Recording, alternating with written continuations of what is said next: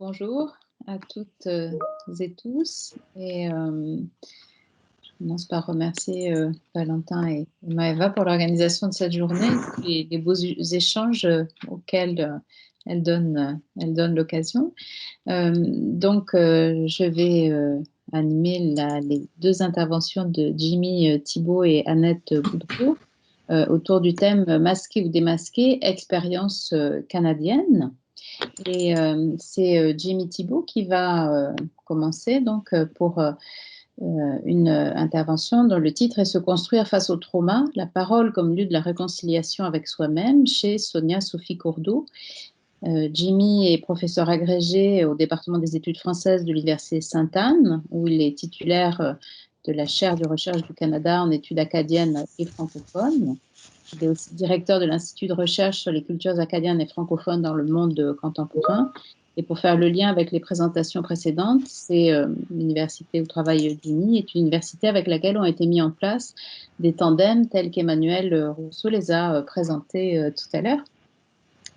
Jimmy enseigne les littératures acadiennes, québécoises, franco-ontariennes et francophones de l'Ouest. Donc, c'est ce sur quoi va porter sa communication.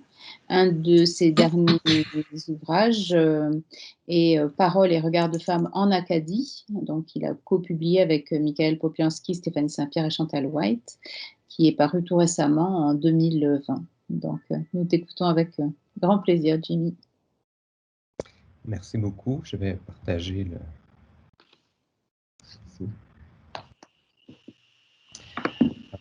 Donc, vous me permettrez de lire mon texte. Je n'ai pas l'aisance de mes collègues et c'est très stressant de faire la première partie d'Annette Boudreau. Donc, je vais rester un peu sur mon texte. Aussi parce que le texte, en fait, ce sont des fragments d'un article qui est en cours d'écriture et que ça m'éloigne un peu de ma zone de confort, de ce que je fais habituellement. Donc, c'est un peu pour ça que je vais rester sur le texte. Donc, le texte s'inscrit dans une réflexion sur la notion de contemporanéité et aussi sur l'utilisation, du moins la lecture de la poésie au féminin en Ontario français.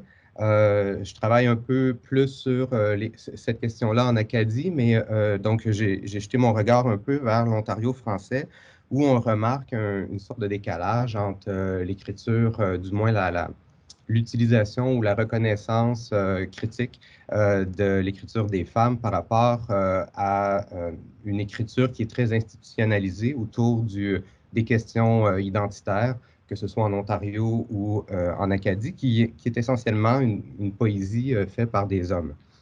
Souvent, on va marginaliser cette poésie-là parce qu'elle ne rentre pas dans un cadre, dans une grille de lecture ouverte sur les questions de collectivité, plutôt d'un point de vue politique, sociopolitique, et souvent aussi parce que c'est une approche beaucoup plus intime et qu'on associe davantage à la question de la subjectivité, de l'écriture très personnelle, alors que on se rend compte en fait que beaucoup plus que la modernité masculine, en fait, la modernité des femmes qui est arrivée dès les années 70-80, elle est beaucoup plus ancrée en fait dans la modernité, va beaucoup plus loin et dans une certaine mesure a une approche universelle, collective, plus près en fait de la réalité du vécu que des grands discours idéologiques.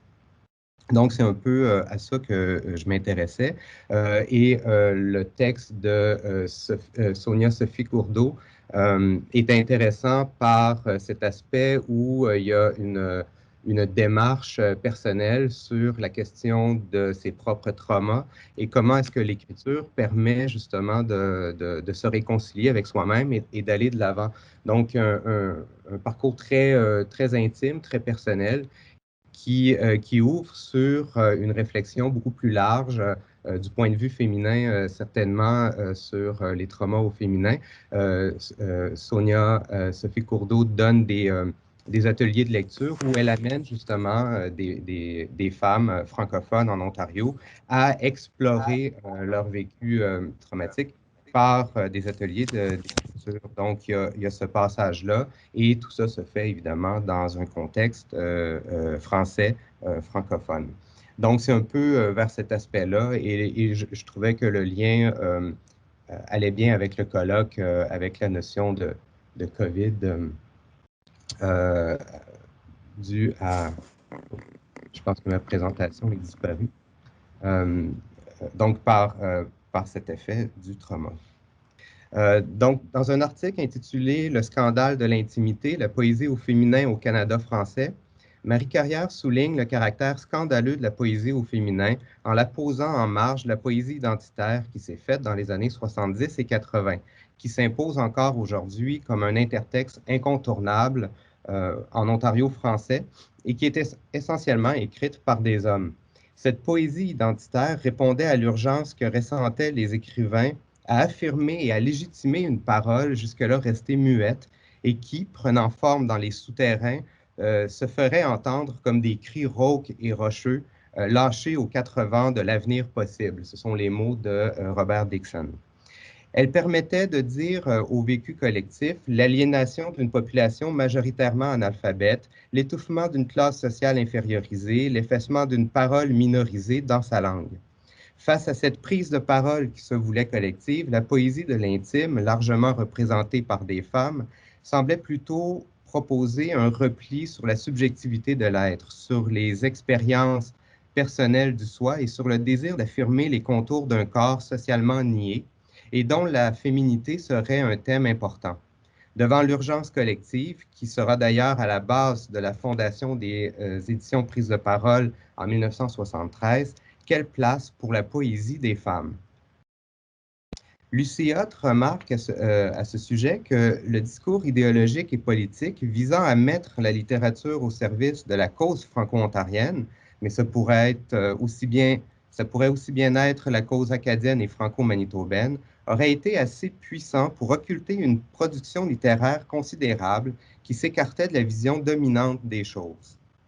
Dans ce contexte, la poésie intime des femmes ne peut donc que s'écrire en marge du discours dominant qui porte sur l'identité collective et en cela, pour reprendre les mots de François Paré au sujet des minoritaires et de leur aptitude à gérer l'invisibilité, apparaître comme une affirmation scandaleuse de la différence qui met en évidence une anomalie au sein du groupe, une part cachée de l'existence collective, souvent honteuse. Cette lecture pour le moins réductrice qui oppose la poésie identitaire et la poésie de l'intime, pour laquelle les autrices s'inspirent moins par le destin collectif que par l'aventure subjective, doit cependant, remarque Carrière, être repensée, car l'intimité et de surcroît son expression lyrique ne dissocie pas l'écriture de l'engagement social ou politique. Je cite Carrière, « S'il s'agit bien d'intimité dans la poésie féminine du Canada français, il n'y a pas pour autant de polarisation entre l'intériorité et l'extériorité, le personnel et le politique, le soi et l'autre, ou le lyrisme et la postmodernité. » C'est d'ailleurs ce qu'affirmait en 1998 André Lasselle à Herménégilde Chiasson dans le cadre d'un échange épistolaire publié dans la revue Francophonie d'Amérique, où l'autrice franco-ontarienne et l'auteur acadien réfléchissaient au rôle des écrivains et des écrivaines francophones en Amérique du Nord. Donc, c'est André Lasselle qui parle. Il y a l'histoire qui se déroule autour de soi et il y a l'histoire qui se déroule à l'intérieur de soi. Pourquoi faudrait-il que l'une exclue l'autre? Trop souvent, on polarise la littérature d'action dite politique ou engagée et la littérature d'imagination. Les poètes savent bien que ces cloisonnements ne riment à rien. Et parce que nous, poètes, voulons tout dire, nous passons sans gêne de l'un à l'autre univers. Ainsi, l'écriture de l'intime ne s'inscrit pas dans un espace où le soi nierait d'emblée le collectif. Elle participe à un contexte et, par les thèmes qu'elle aborde, entre en dialogue avec le monde dans lequel elle prend forme. En cela, la voix qu'elle porte sert aussi à redéfinir ses contours. C'est ce rapport entre l'intime et le collectif que je propose d'étudier en m'intéressant plus particulièrement à l'écriture du trauma chez Sonia Sophie Courdeau, qui a écrit ses deux premiers recueils sous le nom de Sonia la Montagne. J'y reviendrai. À la fin de son recueil, Ce qui reste sans contour, Sonia Sophie Courdeau explique que le recueil est le résultat d'une thèse de maîtrise en création qui visait à mieux comprendre le rôle de l'écriture dans la guérison post-traumatique. Une note qui fait écho à ce qu'elle affirmait au sujet de ses précédents recueils, particulièrement de Contes à rebours, lors de son passage à l'émission Le Matin du Nord le 26 novembre 2018, c'est-à-dire que l'écriture lui avait permis d'apprivoiser les images du traumatisme vécu dans l'enfance et d'en surmonter les effets post-traumatiques. Parallèlement à l'écriture, profondément marquée par le parcours personnel de l'autrice, par son exploration de certaines zones des plus intimes du soi, Courdeau donne des ateliers d'écriture justement pour aider des personnes, principalement des femmes, à surmonter les effets d'un trauma vécu à un moment de leur existence. L'écriture comme lieu de restauration de l'identité du sujet qui accepte d'entrer dans des zones les plus sombres du soi pour nommer le malaise, voire le mal-être, la part inconnue du soi associé au trauma. Valérie Dussaillant-Fernandez note que, dans ce type d'écriture, il s'agit aussi d'aller vers cet inconnu qui s'offre à soi pour sortir de l'éternel ressassement du trauma et ainsi se laisser aller à l'incontrôlable des émotions de cet autre qui écrit. Il s'agit de nommer, d'affirmer et de mettre au jour les moments où les individus qui ont eu une influence négative sur la construction du soi. En un sens, cette présence du trauma dans l'écriture, d'un événement indicible qui hante l'individu, représente un sujet d'une profonde actualité. D'une part, Valérie Dussaillant-Fernandez montre bien l'importance que prend le corpus dans l'espace littéraire en général depuis la fin du 20e siècle et, d'autre part, l'écriture du trauma s'articule autour du désir d'une restitution de la parole à la victime qui s'accorde avec le contexte contemporain du mouvement #MeToo, où de nombreuses femmes victimes d'abus prennent la parole pour se libérer d'un fardeau qui les habite. Probablement dans le contexte aussi de la pandémie et de l'isolement, il y aura aussi un retour vers cette écriture.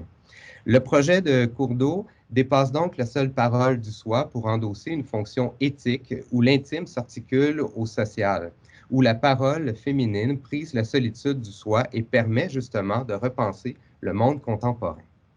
Il est indéniable que le projet littéraire de Sonia Sophie Courdeau repose d'abord sur une démarche personnelle, visant, écrit-elle dans son mémoire de maîtrise, à se réapproprier son vécu traumatique. Car c'est par l'écriture qu'il lui devient possible d'exprimer ce qui était jusque-là perçu comme indicible, et par le fait même tenu au silence, refoulé au cœur du soi.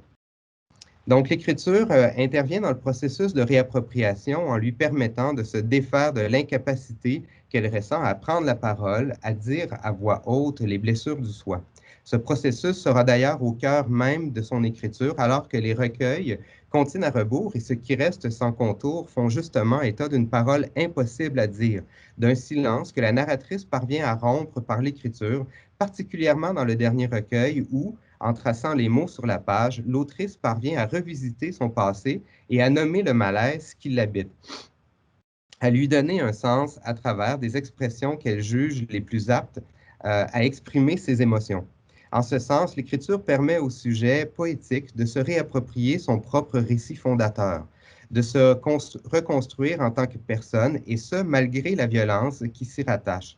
Il s'agit aussi de réinscrire ce récit dans le temps du soi, c'est-à-dire à en faire un moment significatif dans le présent, un moment qui permettrait de donner un sens à l'existence du soi dans l'ici et le maintenant, et ce faisant, à entrevoir un possible repositionnement du soi dans l'avenir. Valérie Dussaillant remarque justement au sujet de l'écriture du trauma que l'espace scripturaire sert de pellicule protectrice et de continuité générationnelle parce qu'il réinstaure le sujet dans la chaîne générationnelle par la restitution de la parole. Pour autant, cette démarche qui consiste à interroger le passé pour mieux cerner le présent et à transformer le trauma en un sujet esthétique et artistique implique un travail sur soi pour surmonter la blessure narcissique et une réflexion introspective nécessaire pour aller vers le chemin du rétablissement intérieur. En entretien à Radio-Canada, Sonia Sophie Courdeau explique que l'écriture de Ce qui reste sans contour lui aura effectivement permis de se réapproprier le pouvoir de se reconstruire face à la résurgence d'images et de sensations qui sont figées dans le temps et qui débordent du cadre temporel. En reconstruisant le récit de ces images et de ces sensations, en se réappropriant une parole qu'elle s'était jusque-là interdite, elle parvient ainsi à réinscrire le soi dans un cadre temporel fluide, c'est-à-dire dans une continuité interpellant un futur qui va permettre d'envisager la résolution du trauma. Il est d'ailleurs significatif que le recueil Ce qui reste sans contour soit écrit à la première personne du singulier, alors que son recueil précédent, Comptine à rebours, qui mettait en scène une jeune femme aux prises avec la résurgence des traumatismes de l'enfance, est à la troisième personne. Dans son mémoire de maîtrise, Courdeau explique que l'utilisation de la troisième personne répondait à un besoin de s'éloigner du point de douleur pour mieux la mettre en récit. Cette mise à distance est doublement présente puisque le sujet poétique est elle-même dédoublé par la forme même du recueil, qui construit en parallèle le double récit du moment traumatique et de la résurgence du trauma.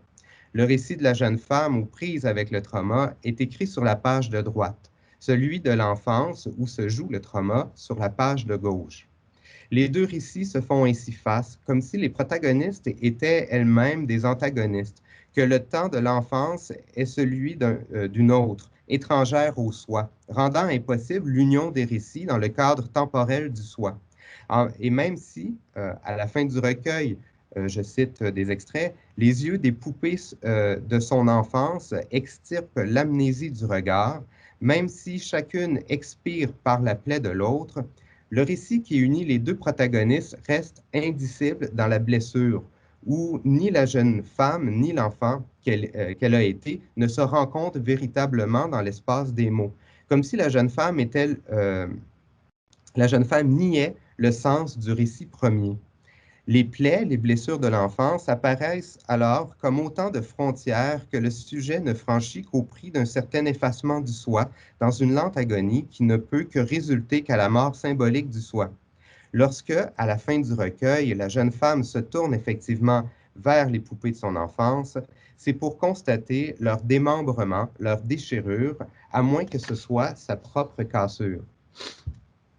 Il n'est plus question ici de présent ou de passé, mais de l'immersion du soi dans une temporalité que la résurgence du moment refoulé de l'enfance rend instable. En un sens, la mise à distance que les poèmes créent entre la narratrice et les personnages empêche une réappropriation complète du moment traumatique vécu dans l'enfance et, ce faisant, la réconciliation des deux récits dans le présent de la jeune femme.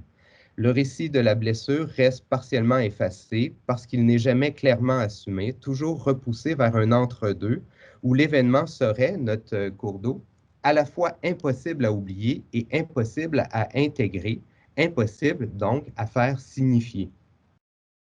Dans ce qui reste sans contour, le processus de réappropriation du récit est nettement assumé par la narratrice et aussi par l'autrice, qui efface la distance entre ce qu'elle est au moment de l'écriture et ce qu'elle était au moment de vivre ces traumatismes. Si l'écriture du trauma ne pouvait être appréhendée que par la mise à distance de la narratrice et des récits dans Comptine à rebours, elle permet plutôt ici au sujet de lier les différents moments du soi dans la construction d'un récit fondateur où le soi semble réintégrer sa propre histoire en osant aller à la rencontre de l'autre au cœur de soi. L'écriture joue alors pleinement le rôle thérapeutique que lui attribue Neia Chidiac. Je cite, « Face à l'événement traumatique qui fragmente le sujet, le démolit et peut aller jusqu'à le nier, l'écriture s'impose alors comme un travail psychique de lien, de liaison. » La reconstruction du récit ne se fait cependant pas sans heurts, car la parole même à l'écrit reste maladroite. Elle prend forme sur une ligne de faille qui menace constamment de faire basculer le récit dans le confort du silence, dans l'effacement de soi. Le recueil s'ouvre d'ailleurs sur la difficulté que ressent la narratrice depuis l'enfance à prendre la parole, une difficulté qui l'accompagne tout au long du recueil. Dans le premier poème, la narratrice est à l'école et se fait interroger par le professeur. Elle sent alors la gêne l'envahir, consciente que, je cite, les murs ont aussi des attentes qu'elle n'arrive pas à satisfaire. Et si elle laisse échapper une réponse, c'est en ressentant la honte de celle qui ne se révèle qu'en retrait. Je ne sais pas dire, je ne sais pas faire, je ne sais pas me soustraire aux critiques dont j'attire l'attention, je ne sais pas obéir à la craie. Cette gêne, cette honte, la narratrice le ressent encore plus tard lorsque, rendue écrivaine, elle se présente pour une entrevue avec d'autres finalistes, donc dans le cadre de la remise d'un prix littéraire, donc avec d'autres finalistes du prix littéraire qu'elle n'a pas remporté. Si un tu indéterminé lui donne l'assurance que tout ce qui aura besoin d'être exprimé le sera, le doute s'empare d'elle, alors qu'elle récite une poésie à la langue incertaine, qui se comprend mal en français, un langage animal qui n'a pas de ponctuation, d'élision, de concession. De la même manière que l'enfant du premier poème craignait la critique du professeur et d'autres élèves, la poète qui présente sa poésie lors de la remise du prix sent sa parole menacée par le regard d'autrui. Donc, je cite, si les moutons imitent les nuages, c'est qu'ils cherchent un endroit à l'abri du loup qui les guette. S'ils n'ont pas de clochette au cou, c'est qu'on les condamne au silence de la mort. Cette image des moutons qui se cachent, qui fuient la menace des loups ou de ceux qui les condamnent au silence de la mort illustre bien le désir de la narratrice de s'effacer elle-même devant le regard des autres, de se mettre à l'abri face à l'angoisse de la parole. C'est ainsi qu'enfant, elle se réfugie dans les livres où elle peut s'identifier à un personnage, devenir quelqu'un d'autre et ainsi trouver une manière de nommer ses émotions. Plus tard, après la lecture de sa poésie devant un public que l'on qualifie d'averti, ce n'est pas dans une poche qu'elle cherche à se cacher, mais le désir de disparaître reste le même. Elle aimerait pouvoir se cacher sous la jupe de la journaliste rivée à son tabouret pour se soustraire au regard d'autrui. Le désir de s'effacer, les quêtes de silence récurrents dans les poèmes apparaît dans toute sa violence au milieu du recueil, alors que l'écriture, lieu de la réappropriation du soi, sert d'abord à faire table rase de sa propre existence. Je cite, « Un jour, je me suis suicidé dans un manuscrit, après y avoir assassiné ma mère. » Cette destruction par l'écriture montre bien le pouvoir que se confère l'autrice en prenant la plume, un pouvoir qui lui permet d'affirmer, dès le premier vers, « J'efface à rebours ». En effaçant à rebours, en détruisant et en recomposant les images du soi, la narratrice parvient ainsi à recoller, à lier les fragments du soi. C'est effectivement par l'affirmation de son désir de sombrer dans la non-existence, le non-être, que la narratrice semble ensuite enclencher le processus de recomposition d'un soi qui serait désormais en mesure non seulement de prendre la parole, mais aussi d'en assumer la portée. La fragmentation du sujet est thématisée à deux niveaux. D'abord, par la multiplication des temporalités constitutives du soi à travers les poèmes qui relatent différents moments que le sujet, différents moments, soit moments traumatiques, mais aussi moments d'écriture et de reprise de possession de son récit. Donc, des moments que le sujet recompose pour mieux les inscrire dans son récit intime et, ce faisant, leur donner un sens. Ensuite,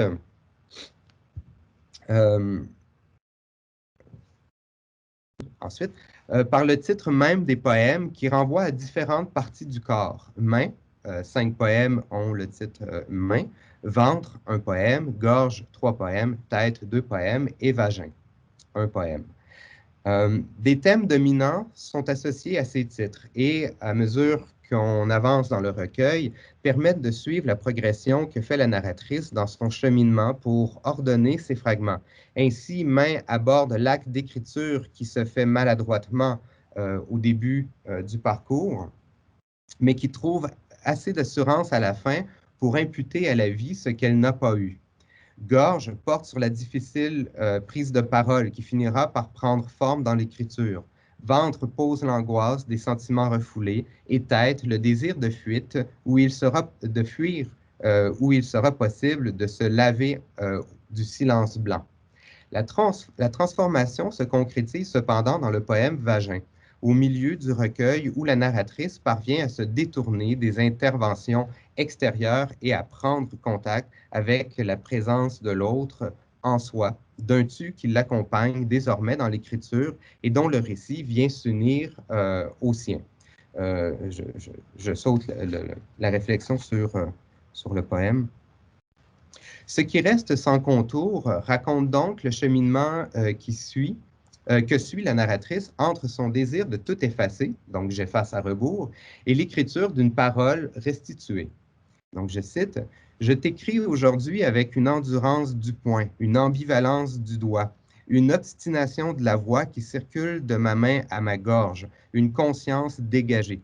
Je t'écris aujourd'hui avec une main qui résiste. Je t'écris aujourd'hui avec une main qui te réclame. Je t'écris aujourd'hui avec une main qui a compris que guérir est possible, que fuir n'est plus de mise, que le souvenir est une voie navigable, que l'oubli n'est plus une option. Contrairement au recueil Comptine à rebours, où les deux récits d'un même moi se construisent parallèlement sans véritablement se fondre l'un dans l'autre, ce qui reste sans contour permet à la narratrice et à l'autrice de lier les fragments du soi à un récit qui permet finalement de se donner, par l'écriture, un sens. Il n'est donc pas surprenant que cette démarche introspective de création de l'autrice ait pu aboutir à un changement de nom. Si nommer le malaise permet de redonner un sens à son propre récit intime, se renommer elle-même permet d'entrer encore plus en profondeur dans le cheminement visant à redonner au soi le pouvoir de se dire. Elle explique ainsi le processus qui l'a amené, en cours de création, à délaisser le nom Sonia la montagne en ajoutant Sophie à son prénom et en changeant la montagne pour cours d'eau.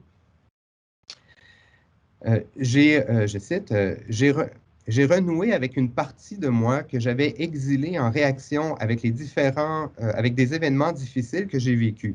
J'avais l'intention de reconnecter avec la petite fille blessée en moi, mais j'ai découvert une petite fille très forte et courageuse et résiliente qui s'est tournée vers l'écriture pour survivre. C'est pour ça que j'ai décidé d'ajouter Sophie à mon prénom, pour honorer cette partie-là en moi. Puis cours d'eau, c'est parce que l'eau est un symbole significatif aussi dans mon recueil. L'eau, c'est la continuité. Pour moi, c'est la vie qui continue. L'eau, c'est fort, ça fait sa place. Il est tentant d'ajouter que l'écriture aura permis à l'autrice de surmonter la montagne qu'elle portait en elle pour rejoindre la force du cours de l'eau. Donc, je vais m'arrêter ici parce que je sais que c'était déjà long. Donc, merci beaucoup. Merci beaucoup. Merci Jimmy pour cette belle présentation d'une jeune autrice que pour ma part tu m'as fait découvrir. Je ne connaissais pas, enfin, en voyant son nom dans le titre de ta communication, j'avais été voir, mais j'ai vraiment découvert grâce à toi. Et pour ce très beau changement de nom de la montagne au cours d'eau, je trouvais que c'était une très belle symbolique.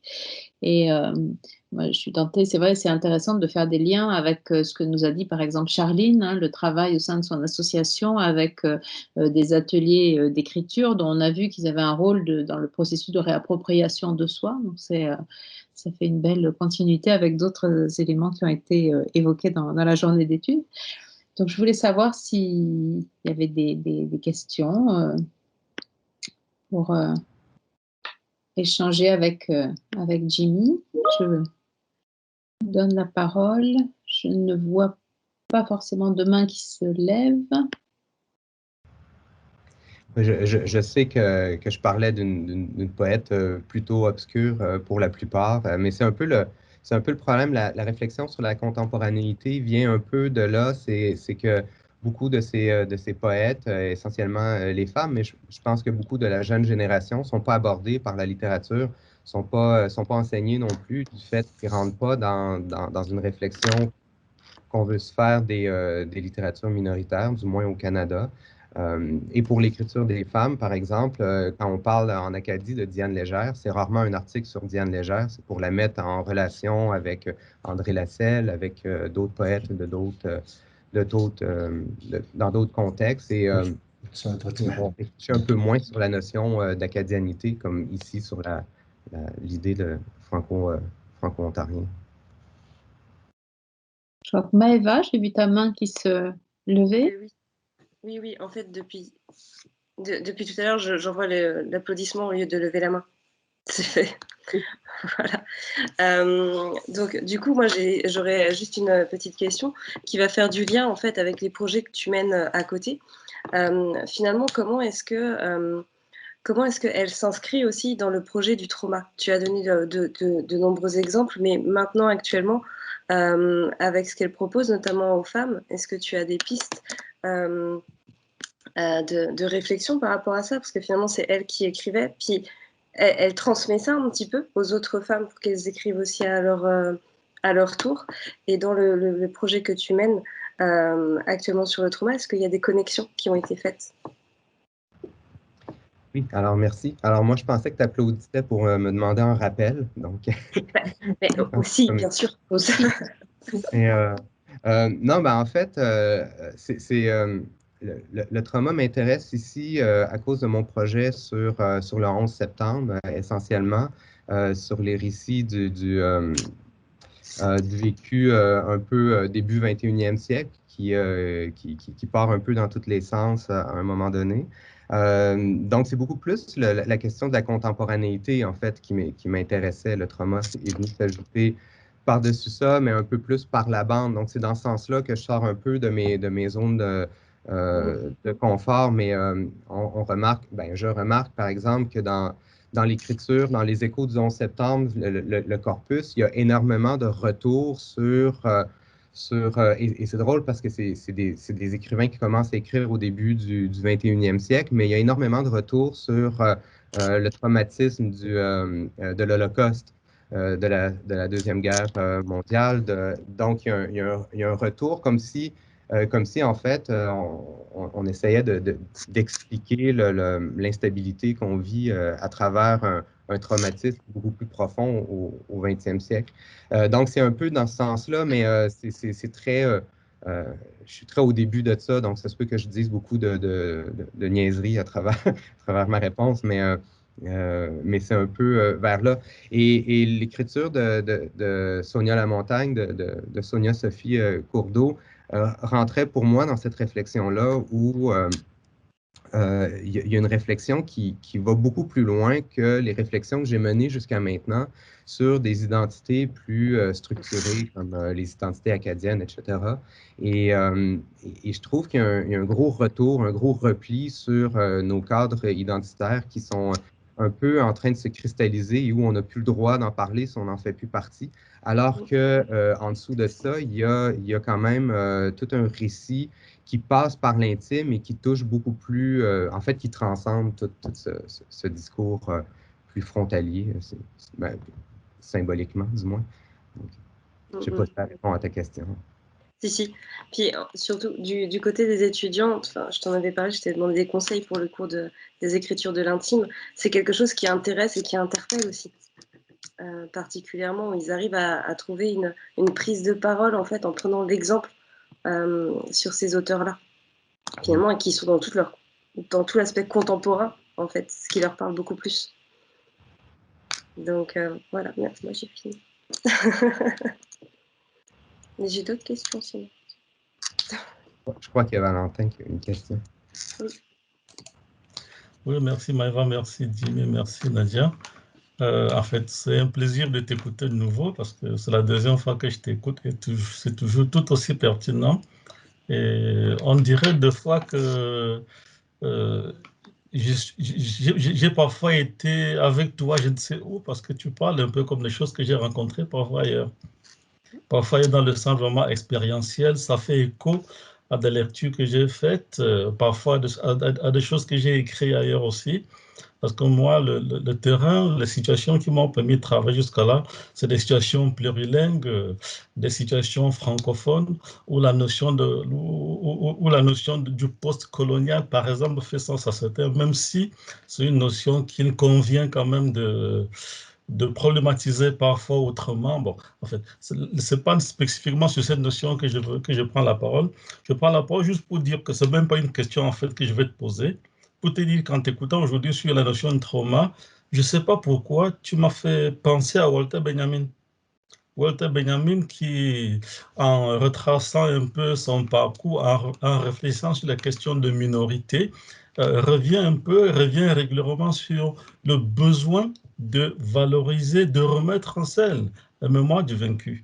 Et la mémoire du vaincu, à travers, je me rappelle encore, en fait, j'ai lu ça il y a quelques semaines seulement, sa métaphore de l'ange de l'histoire, qu'il convoque un peu pour rappeler le besoin non pas de se représenter de nouveau le passé, mais de retravailler le passé, d'aller sélectionner dans le passé, dans le sens de Paul Veyne sur les constructions d'intrigues, justement, pour essayer de reconstituer le vaincu, pour essayer de rappeler un autre point de vue, une autre histoire qui montre en fait qu'il n'y a pas que l'histoire institutionnelle qui est pertinente, mais qui a une histoire d'autres personnes, une histoire d'expérience, une histoire expérientielle qu'il convient de valoriser aussi. En fait, cette façon de se approprier le passé, voilà, je me suis dit, peut-être c'est ce qui m'a permis de faire le lien avec la question du trauma que tu travailles, l'idée étant de revivre ce trauma autrement pour essayer de se reconstruire et de se projeter vers l'avant. Donc, je voulais juste rappeler ce parallèle pour te dire, oui, ça fait écho à quelqu'un que j'ai lu et qui pose des questions sur les expériences de minoritude, en fait. En fait, de minoritude, je ne sais pas. Merci beaucoup, parce que j'avais pas fait le lien, mais en t'écoutant, en fait, je fais le lien avec une autre écrivaine sur laquelle je travaille beaucoup. Et qui correspond en fait tout à fait à ça. Dans le cas de Sonia Sophie Courdeau, c'est beaucoup plus une démarche intime, personnelle, mais qui va effectivement dans une réconciliation du passé.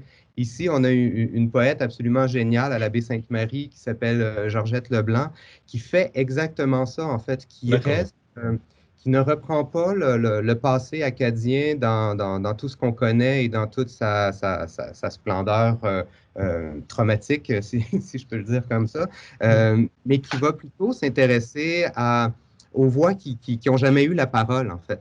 D'accord, oui, c'est ça. Des voix qui se sont tues, mais qui ont participé à ça. Par exemple, elle va parler bon, dans son premier recueil de sa grand-mère. Donc là, il y a un aspect plus personnel, mais qui est une voix de femme au milieu du siècle qui fait son chemin dans un village où la position de la femme est relativement conservatrice. Et puis ensuite, elle va aller sur la déportation avec quelqu'un, en fait, un personnage historique qui remonte à ses ancêtres, mais qui est peut-être plus marginalisé, qui n'est pas de plein pied dans l'histoire, mais qui nous fait vivre différemment cette question de la déportation. Et comme ça, en fait, elle construit constamment autour de la baie Sainte-Marie beaucoup un discours, mais un discours qui serait parallèle, qui serait pas effacé, mais qui n'a jamais réussi à s'inscrire, en fait, dans l'espace, et qu'elle réinscrit, mais à partir de la baie Sainte-Marie, alors qu'on a beaucoup écrit l'Acadie à partir du Nouveau-Brunswick et de Moncton.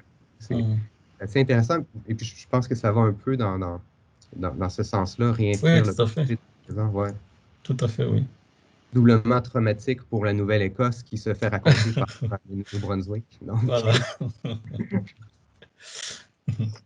Merci. Non, mais c'est fou aussi de voir que des personnes qui ont traversé des moments, pendant des périodes différentes, ont vécu des situations différentes, arrivent à se projeter à partir du même prisme, si j'utilise le terme, le même prisme probablement parce qu'ils ont eu une question d'expérience seulement humaine, quoi. Oui, et c'est là que c'est intéressant dans l'étude que je fais qui m'amène beaucoup plus à travailler sur l'intime, de voir que l'intime a une portée universelle qui est beaucoup plus, ben, pas beaucoup plus, mais qui est très intéressante par rapport à ce que j'ai fait plus avant, plutôt au début de ma carrière sur une fermeture assez culturelle. Merci. Merci beaucoup, Jimmy. Merci beaucoup pour ces échanges. Alors, on va maintenant, avec grand plaisir, accueillir Annette Boudreau, justement de l'Université de Moncton, au Nouveau-Brunswick. Donc, Annette Boudreau est sociolinguiste et professeure au département d'études françaises de l'Université de Moncton. Et ses travaux analysent les liens entre pratique et représentation linguistique, construction identitaire et structuration sociale dans les communautés minoritaires francophones du Canada. Elle s'est tout particulièrement intéressée au concept d'insécurité linguistique, et notamment dans le contexte de l'Acadie des Maritimes, et la question du rôle de la langue dans la fabrication des différences est au cœur de ses recherches. Nous allons lui donner la parole pour une conférence qui va être la conférence plénière de la journée, donc 45 minutes, c'est ça? Oui, je pense, oui. Alors, merci beaucoup. Merci beaucoup aux organisateurs, à Valentin et à Maëva de m'avoir invité. Merci, Valentin, aussi, pour les conversations qui ont mené à cette communication. Et merci pour m'aider avec le PowerPoint parce que je ne suis pas très, très bonne en technologie. Donc, c'est Valentin qui va le projeter, je crois, hein? Ou Maëva, je ne sais pas. Ah, d'accord. Maëva, vas-y. Alors, je voulais dire d'abord que j'ai beaucoup aimé t'écouter, Jimmy, et que je pense que ma communication va faire écho à la tienne, d'autant plus que j'ai décidé de parler un peu de Georgette Leblanc dans la deuxième partie de la communication. Donc, vous savez déjà de qui il s'agit. Alors, je vais commencer par 4 citations, en fait, qui sont liées à ma présentation. 4 citations à la suite. Donc, diapo 2. Des 4 citations qui ont toujours été importantes pour moi. Donc, d'abord, Milan Kundera, dans les Testaments trahis, il dit ceci: « Les petites nations ne connaissent pas la sensation heureuse d'être là depuis toujours et à jamais. Elles sont toutes passées à tel ou tel moment de leur histoire par l'antichambre de la mort. Toujours confrontées à l'arrogante ignorance des grands, elles voient leur existence perpétuellement menacée ou mise en question, car leur existence est question. » Deuxième citation, la suite, l'autre d'Édouard Glissant, celle-ci. Donc, ce qu'on appelle un peu partout l'accélération d'histoire, qui provient de la saturation du même, comme une eau qui déborde son contenant, a partout débloqué l'existence du divers. Cette accélération, portée par les luttes politiques, a soudain fait que des peuples qui hier peuplaient la face cachée de la terre ont eu à se nommer au monde totalisé. S'ils ne se nomment pas, ils amputent le monde d'une partie de lui-même. Et la suivante, de Magris, dans Danube. Donc, celui qui est trop fasciné par le grand monde de la politique est souvent enclin à oublier que même ce qui est grand a été petit, que pour chacun arrive l'heure de l'ascension ou du déclin, et que même pour les minorités arrive le moment de relever la tête. Mais un petit peuple qui doit se libérer du mépris ou de l'indifférence des grands, de ceux qui peut-être ne le sont déjà plus pour très longtemps, doit se libérer de son complexe de petitesse, de son sentiment de devoir sans cesse rectifier ou effacer cette impression, ou bien la changer de signe pour s'en purifier comme d'une marque de distinction. Et finalement, la dernière, qui est de la suivante, de Gabriel Roy, dans La détresse et l'enchantement, qui dit « Quand donc ai-je pris conscience pour la première fois que j'étais dans mon pays d'une espèce destinée à être traitée en inférieur. » Alors, les paroles tirées de ces citations sont toutes liées d'une façon ou d'une autre à des désirs de reconnaissance et de réappropriation et qui prennent différentes formes aujourd'hui et qui s'expriment aussi bien dans les mouvements comme Black Lives Matter, Me Too, Tiens ma main, c'est un hashtag qui a été mis de l'avant à la suite d'une pratique qui interdisait systématiquement aux parents autochtones d'accompagner leurs enfants lorsqu'ils étaient transportés aux hôpitaux du Québec à partir de leurs réserves. Et bien d'autres mouvements qui font partie de ces revendications minoritaires où les personnes concernées, veulent être reconnues, certes, mais veulent aussi une reconnaissance qui aille au-delà des mots et qui les place sur le même pied que les autres. Nancy Fraser, philosophe et professeure de sciences politiques et sociales à la New School University à New York, dans son livre Qu'est-ce que la justice sociale, affirme que pour être transformatrice, une reconnaissance doit s'accompagner d'une redistribution des ressources qui atteint les structures du pouvoir, ce qui suppose une déconstruction antiraciste, une forme de décolonisation de l'esprit dans le sens du romancier Thiongo, et une forme de socialisme économique pour assurer une redistribution des ressources. Dans un entretien de 2019, elle dit, intitulé The Old is Dying and the New Cannot Be Born, en fait son titre est tiré de Gramsci, elle dit que les changements à l'égard de l'égalité des sexes et des races aujourd'hui sont davantage liés à une forme de conscientisation que du côté d'une nouvelle institutionnalisation de nouvelles pratiques. Institutionnalisation de nouvelles pratiques, pardon. Et elle dit que c'est de ce côté qu'il faudrait se diriger. Donc, ces idées sur la reconnaissance et la redistribution des ressources ont été exacerbées pendant cette pandémie, comme si les personnes concernées en avaient assez et étaient révoltées d'être dans l'antichambre de la mort, la première citation. Donc, vous allez me dire que la situation existait avant la pandémie, oui, c'est vrai, mais il semble qu'elle se soit accentuée depuis un an à partir d'événements déclencheurs qui ont pris une autre signification. Je donne comme exemple ici au Canada, donc, par exemple, dans la presse du 2 mars, on écrit que les actes racistes ont multiplié par 5 au Québec depuis le début de la pandémie. Ce sont surtout les Asiatiques qui en sont les victimes. Même ceux qui sont nés ici, on leur dit de retourner chez eux. La pandémie a mis en lumière le problème, mais n'a pas arrêté les agressions. Prenons aussi les exemples suivants. L'agonie de Joyce Echaquan, autochtone au Québec, qui a été sujette de mauvais traitements des infirmières dans un hôpital et qui est morte en septembre 2020. Un traitement, en fait, d'ailleurs, qu'elle a filmé avec son téléphone et qui a été posté sur Facebook par ses proches et qui a accentué les luttes pour la reconnaissance du racisme systémique envers les Autochtones. Ici, au Nouveau-Brunswick, Rodney Levy, autochtone de 48 ans, a été tué au Nouveau-Brunswick par un policier en juin 2020, un mois après la mort de Chantal Moore, elle aussi autochtone. Et donc, tout ce débat autour du racisme systémique est très, très fort aujourd'hui. Donc, pour cet exposé, j'ai retenu les textes ou les récits de 2 femmes, une Innu francophone du Québec et une Acadienne de la Nouvelle-Écosse, Georgette Leblanc, qui ont dit à leur manière la dépossession et qui ont montré chacune à leur façon comment elles se sont réappropriées des identités par l'actualisation d'une parole longtemps restée silencieuse. Évidemment, je ne place pas le récit de ces 2 femmes sur le même pied. Il y a beaucoup d'éléments à discuter autour de la colonisation, mais ça, c'est un autre sujet.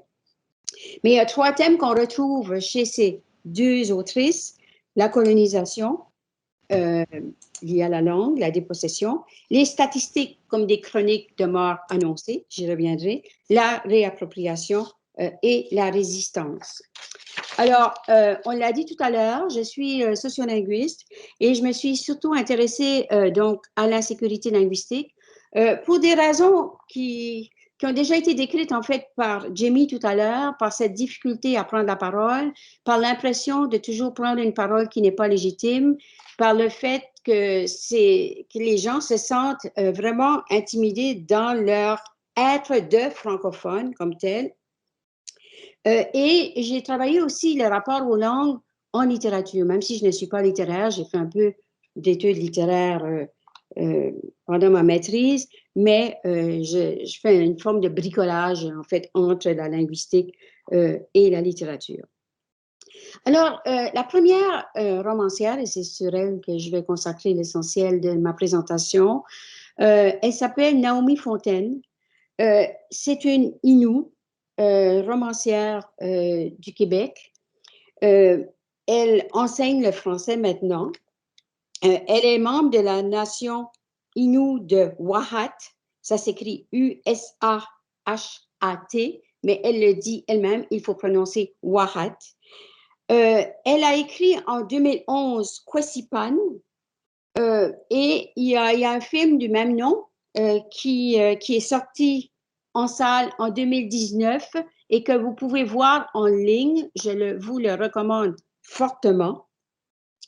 Elle a gagné de nombreux prix pour ce livre et en 2019, elle a publié Shuni, qui est un récit autobiographique très réflexif et qui aussi se lie à la communication de Jimmy tout à l'heure parce que elle parle au jeu et c'est-à-dire que j'y reviendrai. Elle écrit une lettre en fait à son ami où elle revient vraiment sur différents événements qui ont été traumatisants pour elle et où elle essaie de se reconstruire.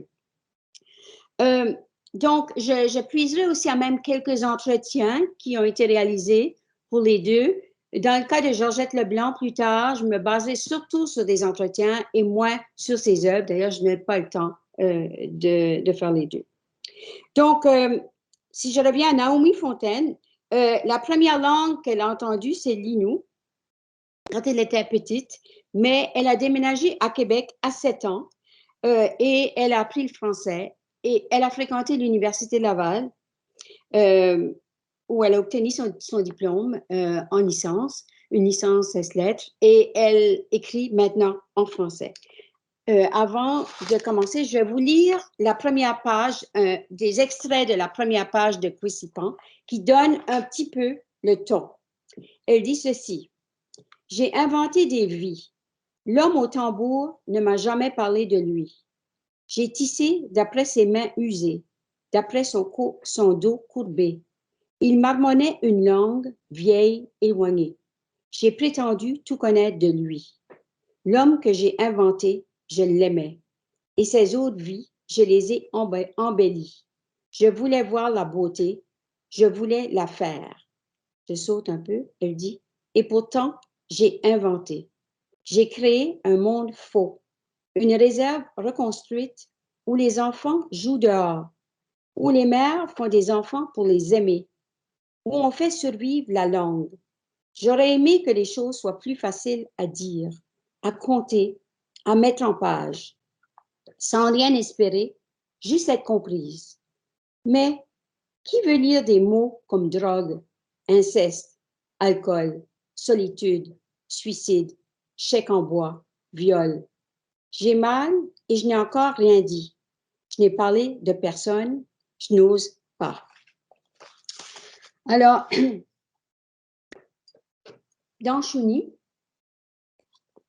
le texte que je vais présenter surtout, Shuni, ça veut dire Julie, en fait. Shuni, c'est le mot Innu pour dire Julie.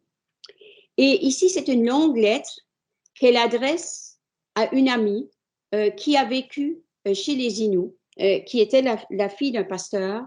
Et elle s'adresse à elle pour lui raconter un peu la vie des Innu. Alors, voilà la prochaine diapositive. Ce qu'elle dit sur l'arrivée des Blancs. Ils savaient que les manières de vivre, alors là, ici, ils, c'est bien les Innu. Hein. Elle dit, ils savaient que les manières de vivre ne seraient plus les mêmes, que leur savoir serait mis à rude épreuve, leurs paroles souillées, leur corps violé, leur territoire dévasté, que plus jamais les enfants ne naîtraient sous les tentes. Ils pressentaient, sans pouvoir le nommer, ce qu'est être colonisé. Mon grand-père a décidé que ses filles iraient à l'école et parleraient en français sous son toit, aux dépens de la distance qu'il créait entre elle et lui, aux dépens de sa propre parole. Je voudrais aller aussi à l'autre, s'il vous plaît, diapositive. C'est un passage que je trouve très fort. Et c'est un passage qu'elle a lu à une émission qui s'appelle « Plus on est de fou, plus on lit ». qui est diffusé chaque jour au Canada. C'était le 27 août 2019. Alors, ici, on voit qu'elle veut se réapproprier une voix, cette voix de langue. Elle dit, quand tu viendras, Julie, tu entendras la langue sous tous ses aspects. Certains la mêleront au français, une sorte de créole, grâce auquel tu comprendras le sujet des conversations sans en saisir toutes les nuances. Tu te retrouveras comme ces enfants à qui il faut répéter les consignes en inou à plusieurs reprises et qui finissent par déduire, tant bien que mal, les mots de leurs enfants. Ce n'est pas aisé de garder une langue vivante lorsqu'elle n'est pas la langue dominante. Et ensuite, elle dit, les plus vieux ne parleront qu'en inou. Tu auras besoin de traducteurs. Ce sont nos grands-parents qui t'appelleront Chouni, les premiers. Les sons J et L seront imprononçables pour eux, puisqu'ils n'existent pas dans ma langue. Ils inuiseront ton nom, comme longtemps les missionnaires ont francisé les nôtres. Je dis ça sans amertume. Au contraire, lorsqu'ils t'appelleront Chouni, ce sera le signe que les choses sont plus comme elles étaient autrefois, que la relation entre Blancs et Inou n'est plus à sens unique, et que forcément, grâce à la langue et à la culture que nous avons préservées, nous pouvons offrir des trésors à ceux qui viennent nous rencontrer, comme un surnom à la sonorité douce, une forme d'adoption, une amitié durable ou simplement une main tendue à l'autre, quelque chose d'aussi doux que la réconciliation. Alors ici, on voit vraiment la démarche de Naomi Fontaine qui veut tenter d'établir une forme d'équilibre entre ceux qui les ont colonisés et son groupe à elle. Ce que je trouve intéressant sur le plan de la langue par rapport à une certaine forme de bilinguisme qu'on a souvent mis de l'avant comme une forme de bilinguisme colonial qui a été, par exemple, diffusé par Albert Memmi, qui disait que c'est par l'école que le colonisé prend conscience de la différence culturelle entre lui et l'autre, représentée dans les livres d'école à leur image, sans lui se voir dans ses livres. C'est tout à fait vrai. Donc, apprendre la langue du dominant pour survivre, pour vivre, pour avoir accès aux ressources, c'est un peu ce qu'a fait Naomi quand elle a appris le français. Memmi parle du bilinguisme colonial nécessaire et il dit après que finalement les gens colonisés, entre guillemets, ne maîtrisent aucune langue, ce qu'il qualifie de drame linguistique et non de diglossie, pour aller dans le sens de la linguistique. Mais Naomi Fontaine, elle ne le voit pas comme Nemi d'une certaine façon, si je peux dire, parce qu'elle tente de renverser justement ce rapport de pouvoir. Elle dit, là, je ne sais plus si, non, ça c'est la diapositive. Est-ce que je suis à la 8 là? Excusez-moi, je suis être sûre d'être à la bonne. 8. Oui, la suivante. Donc, j'écris en français, oui, merci. Parce que c'est la seule langue dans laquelle je sais écrire. Ce n'est pas mon choix de ne pas écrire en inou. Cette décision a été prise bien avant ma naissance. Elle était inscrite dans toutes les mesures assimilatrices que mes grands-parents, parents et moi avons subies. On m'a instruite en français. On m'a fait croire que ma langue était mourante, qu'il ne fallait pas trop s'y attacher, un animal en captivité dans un abattoir. J'ai grandi en ne sachant ni lire ni écrire l'Inuaimun. J'ai grandi en croyant que de ne pas savoir lire ni écrire l'Inuaimun était acceptable. Bon, elle le dit dans certaines entrevues qu'elle est en train de réapprendre cette langue. En fait, elle la connaît, elle la donne aussi à son petit garçon. C'est la langue qu'elle lui apprend en plus du français. Mais ici, je voudrais juste bifurquer un tout petit peu avant de revenir à Naomi, pour poser la question de ce genre de bilinguisme que Memmi a qualifié de bilinguisme colonial. Hein? C'est la question que s'est posée aussi l'anthropologue linguiste Jonathan Rosa dans Looking Like a Language, Sounding Like a Race, publié en 2019. Dans son chapitre, il y a un chapitre qui s'intitule « The Ideology of Languagelessness », l'idéologie de la non-langue. que plus je lis ce chapitre et plus je le trouve intéressant, parce que c'est souvent un attribut ou une caractéristique que l'on donne aux personnes qui vivent dans un milieu bilingue et qui parlent les deux langues. Et ce sont surtout les gens qui sont minoritaires, qui sont décrits comme étant, comme ne possédant aucune des deux langues. Et dans son chapitre, il montre, par exemple pour les États-Unis, que ce sont surtout les populations immigrantes qui sont perçues comme ne maîtrisant aucune langue, ce qui veut dire qu'ils ne maîtrisent pas l'anglais en fait. Cette idéologie est fortement apparentée à celle du standard. Par exemple, Rosa donne l'exemple d'une enseignante espagnole, sud-américaine, sans doute, on ne dit pas vraiment d'où elle vient, qui doit agir comme traductrice dans une école secondaire américaine lors d'une séance de remise de diplôme de la fin de l'année. C'est elle qui mène régulièrement des rencontres en espagnol et en anglais avec le personnel, les enseignants, les parents. En prenant la parole, elle s'appelle Dr. Diaz, elle explique elle-même qu'elle parle espagnol, mais que parfois, elle ne se rappelle pas tous les mots. Une forme d'insécurité linguistique, dit Rosa. Donc, elle le dit comme ça, en passant. Et donc, il raconte qu'après, ou avant, il avait rencontré quelqu'un qui faisait partie du personnel de l'école, lui disant, voyez, elle a dit qu'elle ne maîtrisait pas l'espagnol, mais je peux vous dire aussi qu'elle ne parle pas bien anglais non plus. En faisant des liens avec le fait qu'elle serait stupide. Donc, on voit encore comment ces idéologies-là sont ancrées dans l'esprit des gens, le fait de parler deux langues est relié à cette idéologie de languagelessness et en plus d'être un peu, pas nécessairement être intelligente et comme Rosa dit, c'est quand même une femme qui a un doctorat. Donc, il y a une forme de double stigmatisation qui joue dans la stratification sociale de cette femme qui est titulaire d'un doctorat. Il dit frémir aux idées entretenues à l'égard des étudiants ou d'autres personnes occupant des positions subalternes. Il dit, they're bilingual, that means they don't know the language. Ce qui est proche du bilinguisme colonial de Memmi, mais ici, on l'étudie dans la perspective de la réception, ce qui me semble fait toute la différence. Pour Memmi, ce bilinguisme colonial est le résultat de la colonisation et il a lui-même intériorisé le regard du colonisateur et peut-être aussi cette idéologie du standard, tandis que pour Rosa, c'est le regard du dominant ou du colonisateur qui pose problème. Et c'est aussi le cas pour Naomi Fontaine. Et c'est ce qu'on va voir tout au long de la lecture de son texte. Et c'est un peu le même, je dirais, la même trajectoire qu'a fait Georgette Leblanc, comme on verra tout à l'heure.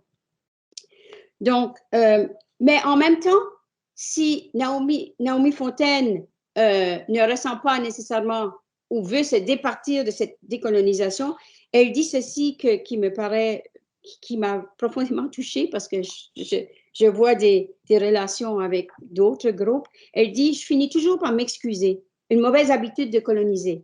Être colonisé lorsqu'on vit dans un milieu où on est minoritaire implique forcément d'être poli.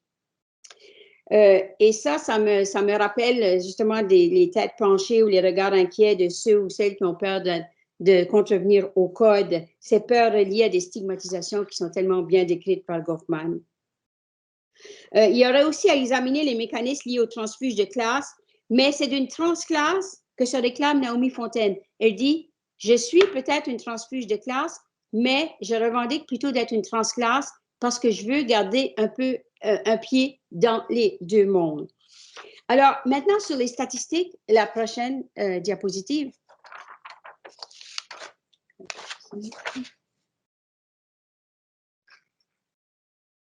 Oui, alors ici, je fais un lien avec les francophones hors Québec. On est toujours en train de brandir des statistiques sur une éventuelle mort annoncée, en disant, bon, ben voilà, les statistiques montrent que vous êtes en mode survivance, etc. Elle dit ceci. Là aussi, les chiffres sont importants. Ils ont attesté que nous étions nés pour être dépendants, que ça n'irait pas en s'améliorant, les programmes. Là, elle parle des programmes du gouvernement fédéral. Ah, les programmes, ils ont poussé comme des pissenlits au printemps, partout.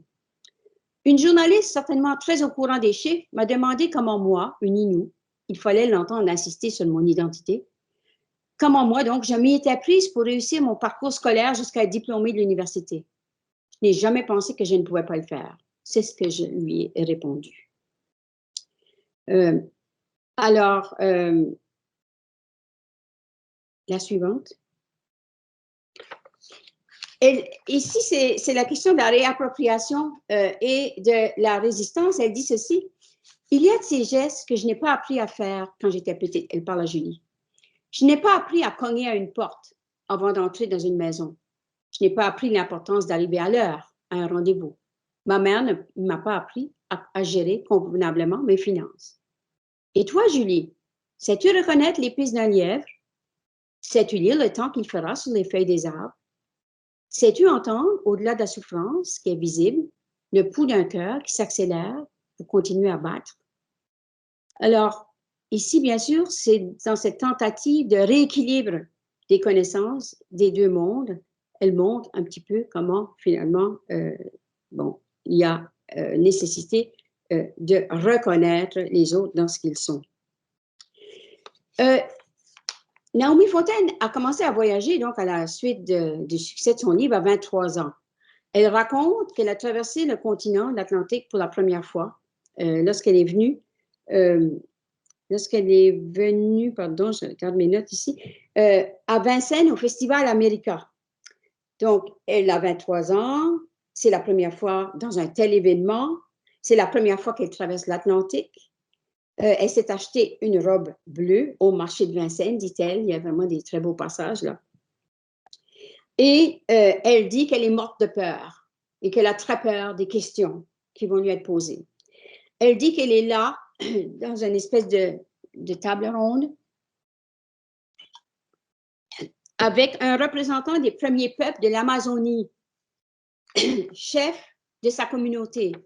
Et lui, il porte les habits traditionnels, ses habits de chef.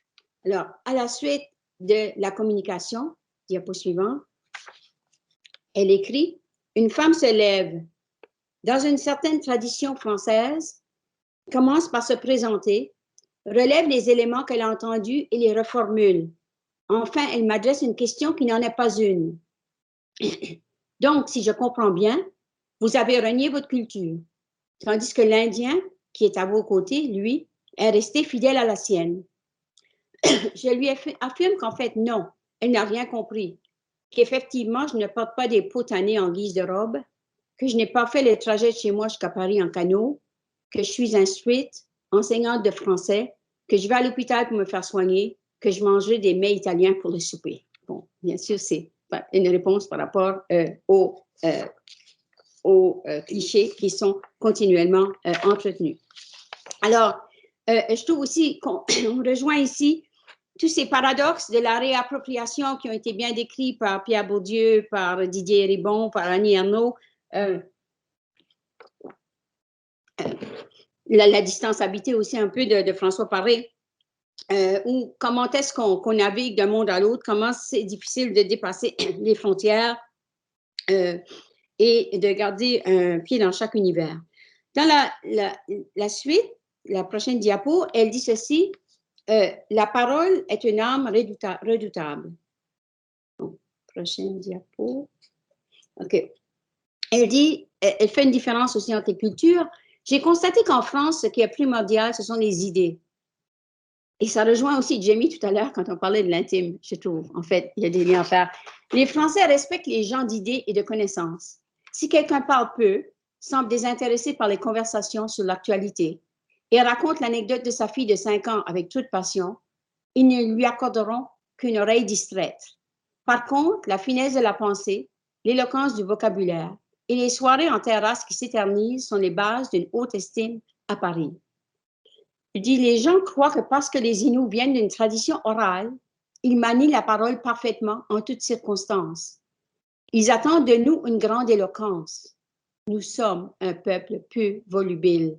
Les Inuits prennent rarement la parole en public. Alors, quand elle dit « la parole est une arme redoutable », je fais un lien avec Klinkenberg, Jean-Marie Klinkenberg, dans La langue et les citoyens, qui dit « Qui maîtrise la parole a la maîtrise des choses et des relations ». Et elle dit par la suite « Les Inuits sont un peuple de peu de mots ». Parce que Klinkenberg dit un peu plus tard, plus loin, mais si la langue assure le pouvoir, c'est aussi par elle, corrélativement, que le pouvoir se refuse. Et c'est à travers elle que s'opèrent les exclusions sociales, ce qui me permet de faire le lien avec Georgette Leblanc, qu'on va connaître un petit peu dans la suite. Donc, je vais présenter Georgette Leblanc avant, juste très, très rapidement. Donc, Jamie l'a dit tout à l'heure, Georgette Leblanc, c'est une Acadienne de la Nouvelle-Écosse qui est écrivaine. Elle est issue d'une famille considérée comme membre de l'élite culturelle. Elle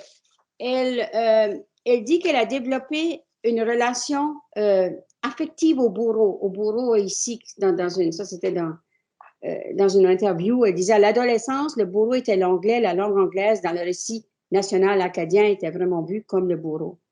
Elle a rejeté son milieu, sa langue, son accent. Au début, elle a rêvé de la France. Elle a fait un séjour en France et elle dit « J'ai eu un sentiment d'étrangeté » et elle dit ceci « J'ai rien dit pendant 2 mois. J'ai changé de nom, j'étais tannée de me sentir insultée dès que j'ouvrais la bouche. » Ensuite, c'est en Louisiane. C'est en Louisiane qu'elle s'est réappropriée son identité plurielle. Elle a été nommée poète officielle du Parlement canadien en janvier 2018 pour un mandat de 2 ans. Et dans un entretien en avril 2015, elle dit le malaise lié à la variation quand on ne sait pas d'où ça vient, quand on ne sait pas l'histoire de sa langue. Donc, la prochaine diapositive. Elle dit c'est lui, donc elle parle de Barry Ancelet, son directeur de thèse qui l'a beaucoup influencé, qui m'a parlé de l'histoire de la langue française. Avant ça, je savais point trop quoi ce qui se passait. Je savais point pourquoi. Je savais point d'où ce que ma langue et mon accent venaient. Je peux pas lire, j'ai quelque chose devant. J'ai déjà été dit à ma face que ma langue était une aberration culturelle. C'est dans un entretien. La suivante. C'est le travail de Barry Ancelet qui m'a vraiment halé. C'est là que ça me choque beaucoup. La langue, il n'y a pas vraiment de racisme parce que ce n'est pas une couleur d'une peau, mais c'est quand même profondément grave les choses qui se disent des fois en référence à un accent ou à la façon qu'une personne s'exprime. On se permet de dire des choses affreuses, on dénigre des personnes. Alors, là, il y a un lien direct avec les propos de Philippe Blanchet sur la glottophobie. Et aussi, tout à l'heure, comme j'ai présenté un extrait de Naomi Fontaine à une conférence, je vais faire la même chose avec Georgette Leblanc, ici à l'Université de McMaster, où elle donnait une conférence en novembre 2015. C'est une conférence qui est disponible sur YouTube. Et elle dit, au début de sa présentation, prochaine diapositive, s'il vous plaît, elle dit ceci. Non, je suis très contente d'être ici. Ça fait plaisir. Je fais du théâtre et de la danse, surtout dans ma cuisine. Il faut le prononcer à la façon de la baie Sainte-Marie, parce qu'on parle français à la baie Sainte-Marie. C'est juste qu'on parle français avec notre accent, comme les Québécois, comme les Franco-Ontariens, comme les ci et les ça. Je danse, je fais du théâtre dans la cuisine. Donc, elle marque immédiatement son identité linguistique qu'elle affiche de façon délibérée. Ici, pour ici, cuisine, avec l'afriqué, le tche. Elle propose de prononcer à la façon de la baie Sainte-Marie, accordant par là un statut et une légitimité aux Français de sa région qu'elle place sur le même pied que celui des Québécois et des Franco-Ontariens. Elle aborde tout de suite après la question de la discrimination linguistique sans sollicitation, comme quoi le geste posé, l'affirmation de soi par la langue, par l'accent, répond à une forme de violence. La prochaine diapositive, s'il vous plaît. Quelqu'un qui a vécu la souffrance, même comme culturelle, mémoire collective, peu importe, va s'identifier, se sentir mieux avec quelqu'un qui peut comprendre comment on peut se sentir. Quand c'est point aisé, quand ça va mal, quand ça va vraiment très mal, on te juge dès qu'on ouvre la bouche. Alors avec l'accent, c'est tout de suite là. On t'écoute plus. On écoute comment tu parles. On n'écoute point ce que tu dis. On écoute comment tu parles. Mais c'est ça, de pas de point tomber dans le piège que ce deuil-là, que cette souffrance-là devienne la pierre angulaire d'une construction identitaire. Puis je pense qu'en Acadie, puis comme dans d'autres peuples et tout, il y a une construction identitaire autour du deuil, autour de la souffrance, puis ça dure. Donc, elle veut un peu, elle est consciente de comment ça fonctionne, elle est consciente du fait qu'elle a été identifiée, elle a été définie de façon très restrictive par son accent, par sa langue, et elle veut en sortir. Mais elle prend la peine de rectifier les choses tout au début. Elle ne veut pas justement tomber dans ce piège-là. Pardon. Alors, la prochaine, je vois que le temps passe. Ensuite, il y a une personne qui se lève et qui pose une question. Qu'est-ce qui se passe avec la langue française à la baie Sainte-Marie? Qu'est-ce que c'est pour vous la langue française? Parce que vous êtes en situation minoritaire, là. Vous avez choisi de vous exprimer en français. Qu'est-ce que c'est pour vous le français? Est-ce que c'est une façon de survivre? Juste la question. Vous avez choisi de vous exprimer en français. C'est la langue de Georgette Leblanc, le français. Hein? Elle dit, ce n'est rien qu'une façon de vivre, c'est une façon de vivre. C'est point une initiative politique. C'est rien que ce qui m'a été donné. C'est ce que j'ai entendu, ça fait, c'est ce que je parle. La langue acadienne, c'est comme toute langue, c'est une transmission d'abord. Et avant tout, puis je crois que j'ai pas mal fini avec la notion de minoritaire. Dans ma tête, je suis majoritaire. Take it or leave it. Alors, je vais aller à la prochaine diapositive. Je vais pas lire le texte. Dans une autre entrevue, encore dans l'émission dont je vous parlais tout à l'heure, Marie-Louise Arsenault lui pose la question, c'est une animatrice de Plus on est de fou, plus on lit. Est-ce que c'est une langue qui se parle encore? Ben oui, c'est une langue vivante, c'est ma langue, elle se parle, elle est en vie. C'est mon français maternel, c'est mon français affectif. C'est ce qui nous rend différents du francophone, disons que de l'africain qui a appris le français à l'école, mais dont sa langue maternelle est autre. Mais c'est mon français. Et la suivante aussi. Qu'est-ce que c'est pour vous l'Acadie? Puis là, elle dit, ah, c'est une grosse question. C'est l'art de la négociation. C'est vivre dans un état rhizomique. Comme ici, évidemment, faire allusion en glissant. C'est compliqué, puis c'est beau, c'est complexe. Mais c'est point du tout Montréal, puis en même temps, c'est Montréal. C'est canadien, c'est américain. C'est trop une grosse question. J'aime point ta question, point votre question. Alors, je trouve que la finale est vraiment bonne. J'aime point ta question, point votre question. Ça dit tout. Et aussi, son passage du tu au vous, c'est intéressant. En fait, on voit vraiment, je trouve des parallèles avec Naomi Fontaine dans cette volonté de se réapproprier une parole confisquée, une histoire confisquée, je dirais, tout un passé qui finalement, dont on ne tient pas compte, les conditions de production du langage. Et donc, c'est un refus de se définir en fonction d'une image qui est envoyée de soi. Refuser cette étroitesse dans laquelle on veut enfermer un individu. Ce sont des individus ou des personnes qui veulent justement adhérer à différentes cultures à la fois. Quand elle dit c'est point Montréal, mais en même temps c'est Montréal, ça veut dire que justement cette identité peut s'inscrire dans une autre. Alors, la suivante. Je pense que je vais laisser un peu de place pour les questions parce que je me rends compte qu'il est 12h20 ici. Alors, la conclusion, c'est que j'ai mis en parallèle deux citations des deux. Naomi Fontaine dit ceci, ça c'est dans le film, hein, dans le film Quocipan. Elle a dit au début, elle dit « Nous sommes nés sans envergure ». Un peu plus tard, elle dit « Faut croire que nous sommes légitimes ». Et Georgette Leblanc, elle, dans son livre « Prudent », elle dit ceci, « Arrête d'être prudent, braque, braque ça veut dire vas-y, renifle, envie, cherche, fouille, cours, fonce, jappe mon beau prudent, accoupe-toi mon petit, mon très grand ». Un appel donc à l'action, un appel à regarder vers l'avant et non pas rester prise dans une histoire qui finalement enferme. Alors, voilà, je vous remercie.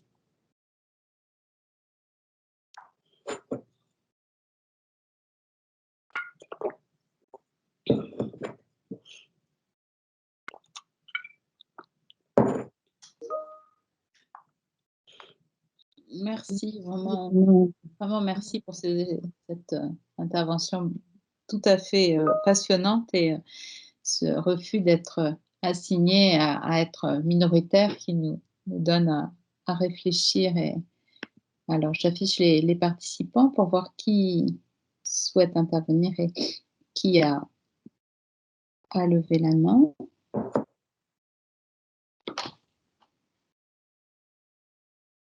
Alors, je ne vois pas parce que j'ai un peu des difficultés de lenteur de connexion. Donc, pour l'instant, personne n'a encore levé la main.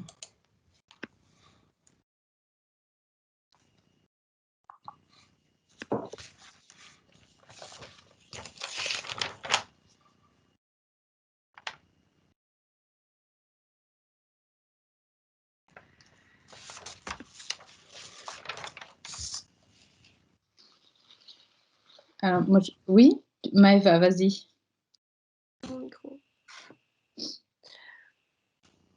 Alors, tout d'abord, un grand merci pour cette présentation, voilà, qui était extrêmement intéressante.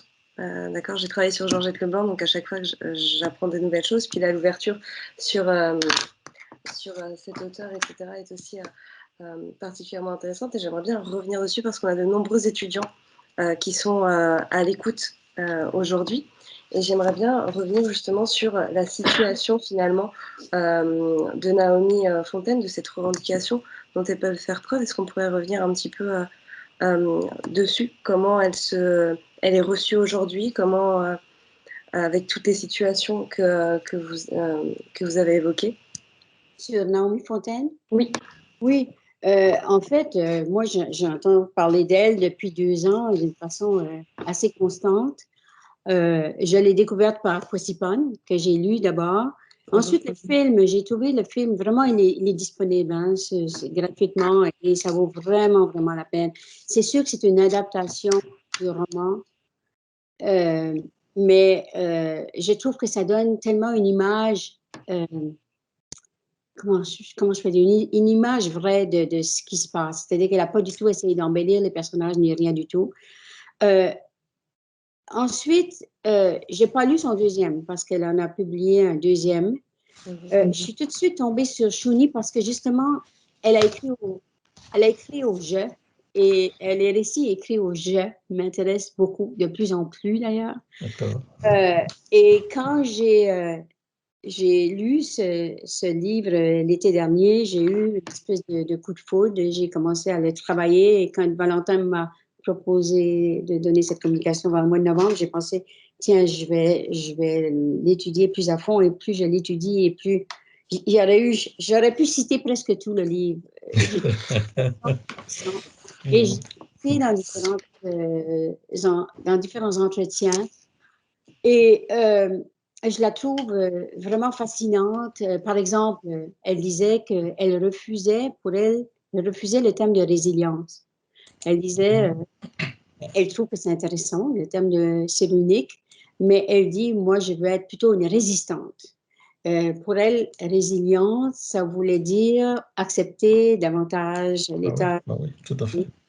Et elle dit, moi, je veux résister, je veux me battre, je veux vraiment montrer qui nous sommes, sortir de ces clichés.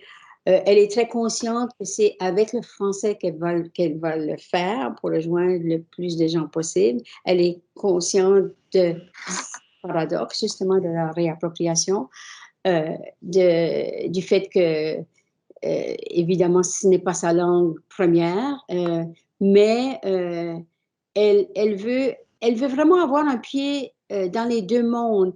C'est assez intéressant parce que je ne sais pas si ça a eu lieu ou si ça va avoir lieu. Peut-être que Chantal ou Jimmy pourraient m'aider là, mais je sais qu'il va y avoir ou qu'il y a eu une table ronde où elle était invitée et l'animatrice devait être Denise Bombardier. Denise Bombardier, c'est une femme très connue au Canada, mais français, mais au Québec, qui a eu des propos très, très durs sur les francophones au Québec, sur les Autochtones aussi. Et donc, il y a plusieurs personnes qui ont dit non, si c'est elle qui anime la table ronde, j'en ferai pas partie. Et Naomi Fontaine, elle a dit, moi, je veux être interviewée par elle parce qu'elle dit, je ne suis pas d'accord avec les gens qui se sont désistés parce que moi, je vais pouvoir répondre à ces questions. Je pense que je me sens assez armée aujourd'hui pour répondre à ces... Donc, il y a toutes sortes de comment je pourrais dire, de ces luttes-là qui se font aujourd'hui, qui sont assez passionnantes. C'est un peu ce que je fais d'elle. Comme j'ai dit, j'ai écouté plusieurs entretiens. Elle est, je sais pas comment dire.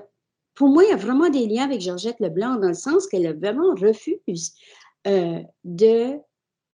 par exemple, quand elle a dit à Marie-Louise Arsenault, ça s'appelle Wahat. Et puis, Marie-Louise Arsenault a redit Washat. Puis elle a dit non, c'est Wahat. Donc, vraiment, c'est des petits signes, mais des petits signes qui laissent que, ouais, c'est ça qu'on le dit dans ma langue. Donc, ben c'est ça. Moi, en tout cas, j'ai décidé de la suivre maintenant, surtout depuis que j'ai lu Chuni.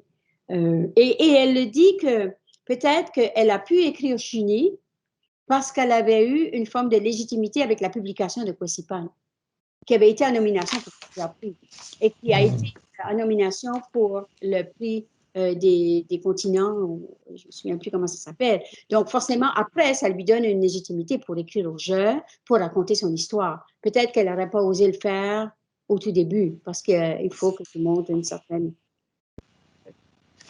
aisance littéraire, etc., une reconnaissance. Donc, c'est dans ce sens-là. Ouais. Ok, merci beaucoup.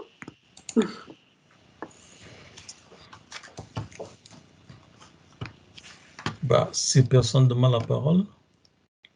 Oui, vas-y, Valentin. Non, mais c'est pour dire merci à Annette et merci pour avoir fait le choix de nous amener dans ces circonlocutions langue, identité, existence. Et je prends la parole juste pour renchérir un peu sur ce que tu as dit déjà tout à l'heure, sur ce que tu as dit dans ta conférence également. Tout à l'heure, quand tu revenais un peu sur la résilience, moi, je me suis dit, ah bah oui, tu as complètement raison. Être résilient, c'est avouer qu'on a échoué, mais surtout qu'on est impuissant. Et donc, la résilience, c'est un terme, c'est une situation qui renvoie pour moi au statu quo. Et on peut rien rendre dynamique à partir d'une attitude résiliente. Et sinon mon propos, c'était beaucoup plus pour revenir sur le jeu. Tu as abordé le jeu tout à l'heure. Et je suis complètement d'accord avec toi pour dire le jeu qui introduit la perspective biographique, voire autobiographique dans le champ de la recherche me semble pertinente à travailler. Et dommage qu'on ne l'embrasse pas beaucoup dans nos champs, vraiment pas beaucoup. Il y a des études, il y a des travaux qui sont plutôt périphériques, qui s'approprient l'autobiographie comme perspective de recherche. Et ma question portait beaucoup plus là-dessus. Toi qui as vu des situations où ce jeu peut être pertinent, toi qui veux nous décortiquer des textes où on voit bien que le jeu fait sens. Je voudrais t'inviter à nous dire un peu quel est ton point de vue sur la mobilisation de ce jeu pour traduire, pour rendre compte, pour problématiser une notion dont nous n'avons pas suffisamment parlé depuis ce matin, qu'on appelle la notion de francophonie. En quoi est-ce que la francophonie, sous le prisme du jeu, peut vouloir dire quelque chose de plus pertinent ou bien de moins pertinent par rapport au regard institutionnel que nous avons sur ces termes aujourd'hui? Bon, je vais essayer de répondre à ta question. C'est une question pour moi qui est très, très pertinente et avec laquelle j'ai réfléchi beaucoup dernièrement, depuis en fait 7-8 ans. Parce que quand on parle d'un jeu dans la francophonie, c'est sûr qu'il y a une forme de subjectivité. C'est pas seulement une forme, c'est très subjectif. C'est pas seulement cette personne-là qui parle, je pense. Je pense qu'on se reconnaît beaucoup dans des personnes qui parlent au jeu. En tout cas, c'est mon cas. Plus, parfois, autant, du moins, on va partager des expériences similaires. je vais juste donner mon exemple personnel. C'est que moi, quand j'ai écrit À l'ombre de la langue légitime, ça faisait 5 ou 6 ans que je voulais écrire ce livre-là. Et, à chaque fois que j'essayais de l'écrire, j'avais un blocage parce que je me disais, oui, mais j'avais fait quand même des recherches, mais j'avais du mal à parler à leur nom et c'est aussi, à un moment donné, ça a été comme Eureka. Je me suis rendu compte que si j'avais travaillé sur l'insécurité linguistique si longtemps dans ma vie, c'est parce que moi, j'étais profondément insécure. C'était pour cela que ça m'avait interpellée, les gens qui étaient insécures. Et quand j'ai accepté d'essayer d'écrire au jeu, ça a été très rapide. C'est-à-dire que j'ai pu écrire très facilement et rapidement, ce qui n'était pas le cas auparavant. Je l'ai fait dans un second livre qui devrait paraître à l'automne. Je suis en train d'encore travailler et c'est la même chose, c'est-à-dire que on dirait que ça me permet de creuser, mais je me rends compte que mon expérience, elle n'est pas unique. Elle n'est vraiment pas, elle est singulière, mais elle n'est pas unique. Je pense qu'il y a beaucoup de gens, et quand je t'écoutais Jamie tout à l'heure, puis que je pensais à cette franco-ontarienne, je me disais, ben, c'est exactement la même chose. C'est d'où ça vient, cette peur de prendre la parole. Ben, je sais un peu d'où ça vient, mais je veux dire, finalement, c'est que ce jeu-là nous amène à explorer, je pense, des profondeurs sur nous-mêmes et les autres aussi. C'est vraiment pas seulement soi, c'est vraiment les autres. Moi, j'ai beaucoup aimé les livres d'Annie Ernaux. Je veux dire, Annie Ernaux, c'est une femme qui m'a inspirée beaucoup. J'ai vu dernièrement qu'il y a une femme qui vient de publier Se ressaisir, comment c'est je l'ai commandé, là, je l'attends avec impatience. C'est une femme qui raconte, Suzanne Lagrange, c'est une sociologue en fait. Ça s'appelle Se ressaisir parce que c'est une femme qui vient d'un milieu populaire et qu'un professeur lui a dit à un moment donné, ben, il faut que tu te ressaisisses. Donc, elle a écrit Se ressaisir et elle revient sur son parcours académique. Et je trouve que ça a l'air assez passionnant parce que je l'ai entendu dans quelques entrevues. Donc, elle aussi, elle dit qu'elle s'est approprié le jeu, qu'elle a osé prendre le jeu et que ça lui a ouvert tout un monde, en fait, qui était inexploré auparavant. Donc, je ne sais pas si je réponds vraiment à ta question. Mais après, c'est vraiment une... Oui, c'est profond ce que tu dis. Je ne sais pas si je te l'ai déjà dit, mais À l'homme de la langue légitime, je n'ai pas pu lire cet ouvrage quand je l'ai eu du premier coup. Parce que je me retrouvais, là j'ai rebondi un peu sur ce que j'ai dit tout à l'heure, je me retrouvais tellement dans certains extraits que ça m'a bloqué en fait. Et j'ai dû prendre du temps, moi, pour me réapproprier ma propre lecture de ton ouvrage. Et c'est ce travail de réappropriation qui m'a permis d'aller jusqu'au bout de l'ouvrage finalement. C'est donc dire qu'on se reconnaît tellement dans ce jeu qui est parfois tellement profond et parfois tellement bouleversant, parfois tellement troublant, parce que dans ce jeu, on a l'impression que non pas seulement qu'on s'expose, mais on a l'impression que questionner son moi profond, véritablement. Oui. Donc, ouais, c'est tout à fait pertinent ce que tu dis. Tout à fait pertinent ce que tu dis. Ben, justement, c'est ce qui m'a vraiment profondément touchée à la suite de la publication de ce livre-là, c'est que j'ai reçu beaucoup de lettres de personnes que je ne connaissais pas du tout, qui venaient de partout et qui me disaient s'être reconnus dans mon récit. Et c'est là où je me dis, à partir du jeu, ben justement, c'est pas un jeu, ça dépasse de loin la personne, bien sûr. Oui, d'abord, Annette, je voulais te remercier pour ta présentation et puis pour nous avoir permis d'entendre sur Naomi Fontaine et Georgette Leblanc. Je voulais peut-être essayer de continuer la réflexion sur cette question du jeu qui m'intéresse aussi beaucoup du fait que je me tourne un peu vers le récit beaucoup plus intime. Et puis, je me demandais particulièrement, ben, dans le cas de Georgette et puis de Naomi Fontaine, s'il n'y a pas aussi, mais je pense que c'est plus large aussi chez les minoritaires, dans le contexte minoritaire chez les francophones, s'il n'y a pas aussi un espèce de, je sais pas, désengagement ou désabusement par rapport à un discours plus large, plus englobant. Je pense au discours autochtone qui n'est pas entendu. En fait, on peut faire un discours officiel, entre guillemets, autochtone, mais quelle place est-ce qu'il va avoir? Alors que lorsqu'on passe justement au jeu, au rapport personnel, le lien est beaucoup plus facile à faire parce qu'on dépasse un peu ce cadre-là qui nous enferme un peu pour avoir accès à l'expérience elle-même. Et puis, une expérience qui, bon, Valentin l'a bien souligné aussi avec ma communication, qui dépasse un peu les frontières, tout en nous permettant d'entrer dans un contexte particulier. Donc, il y a à la fois une cohabitation entre le contexte particulier autochtone, mais une libération aussi du discours qui rassemble aussi les Acadiens. Et puis, Oui. je ne sais pas ce que tu en penses. Ben, je suis tout à fait d'accord. Moi, j'ai l'impression d'avoir, comment je pourrais dire, avec Naomi Fontaine, j'ai l'impression d'avoir compris tellement de choses par rapport aux Autochtones, bien plus que ce que j'avais lu sur le plan institutionnel, ou bien juste d'autres textes. Là, je rentre dans son univers.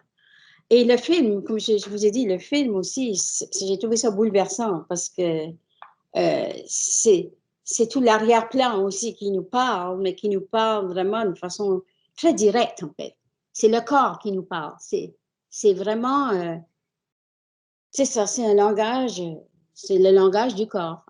Et c'est dans ce sens-là que c'est extrêmement puissant pour révéler bien d'autres choses. Parce que quand Naomi Fontaine parle au je dans Chouni, ben, c'est bien sûr que j'ai l'impression qu'il y a beaucoup de gens qui peuvent s'identifier à son discours. Et j'ai réalisé, par rapport au jeu aussi, je pense que nous, je me demande si c'est en lien avec la francophonie, et ça, c'est lié avec ce que tu disais, Valentin, tout à l'heure. Je me demande si on n'avait pas peur de ce jeu-là, parce que il y a 2 ou 3 ans, je suis allée à Vienne, puis il y avait une sociolinguiste, son nom m'échappe là tout de suite, là. Si quelqu'un veut la référence, je l'ai là, et qui m'a dit que justement, en sociolinguistique anglophone, il y avait tout un mouvement depuis une vingtaine d'années vers des récits autobiographiques. Et est-ce que ça serait lié au formalisme français, je veux dire, qui reste malgré tout, après toutes ces années, ou est-ce que justement, toute cette, je ne sais pas, il y a une espèce de truc formel qui empêcherait d'aller dans cette direction-là, parce que ça avait l'air que pour elle, ça ne créait aucun problème, et même elle a écrit plusieurs articles allant dans ce sens-là.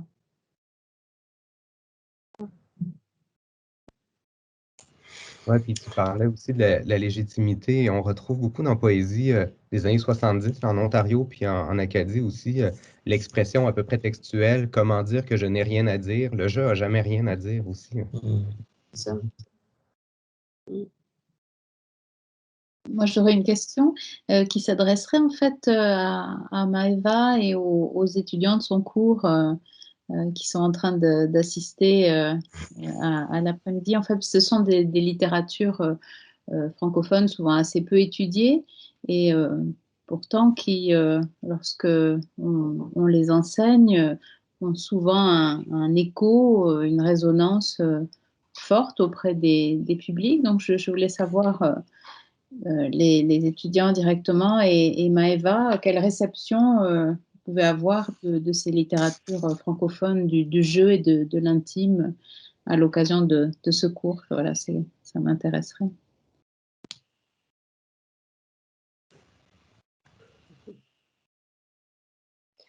Alors, vont-ils oser prendre la parole? C'est ça la question.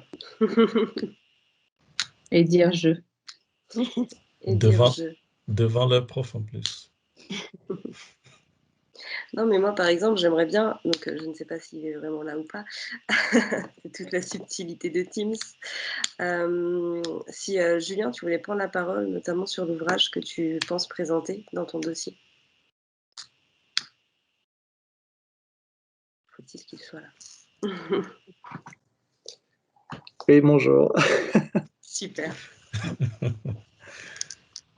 Alors, dans le cadre du cours, je sais plus, je suis un peu perdu là, UE, je sais plus combien, en littérature, voilà. UE 14, en littérature. Non, en littérature, oui. J'ai présenté, en fait, on doit présenter des auteurs francophones et je suis intéressé par la Corée, pas seulement parce que c'est mon pays d'origine, mais parce que je l'ai redécouvert et j'ai appris la langue. Et j'ai une camarade de classe qui m'a conseillé Kang Eun-ja, qui a écrit L'étrangère, qui a reçu le prix de la francophonie d'ailleurs avec L'étrangère. C'est vrai. Je ne sais pas si vous connaissez. Et dans L'étrangère, c'est une autobiographie. Alors, ce qui est intéressant, c'est que le titre rappelle non seulement L'étranger de Camus, mais en fait, on se rend compte au fil du roman que l'étrangère, c'est elle, et qu'elle est étrangère dans son propre pays, en Corée. Parce que elle vient d'une famille pauvre, et les pauvres n'ont pas le droit de faire des études, et elle va être non seulement la meilleure de sa classe, mais avoir une bourse pour pouvoir étudier à l'université. Et puis, elle a vraiment des revendications qui très étonnantes par rapport à ce contexte. C'est la deuxième période. C'est la deuxième période. C'est la période où la Corée a été vraiment très très pauvre après 1960. Et c'est un pays qui se reconstruit et elle a des revendications comme pouvoir exprimer son désir sexuel, par exemple. Et elle l'écrit en français. Ce qui est intéressant, c'est que c'est dans cette langue où elle peut s'exprimer librement, qu'elle a la liberté de le faire. Et je ne pense pas qu'elle l'aurait fait en coréen. Et donc, c'est une, oui, c'est une trajectoire vraiment admirable parce qu'elle part de quasiment rien. Elle va avoir une bourse pour étudier en France, avoir un doctorat en lettres modernes. Et voilà. Merci Julien. Merci à vous. Merci d'avoir osé ouvrir ton micro. Mais oui, et il y a un groupe aussi qui travaille sur Georgette Leblanc, mais elles ne sont pas là. Tant pis. C'est dommage, mais c'est un bon moyen de voir qu'elle n'était pas là.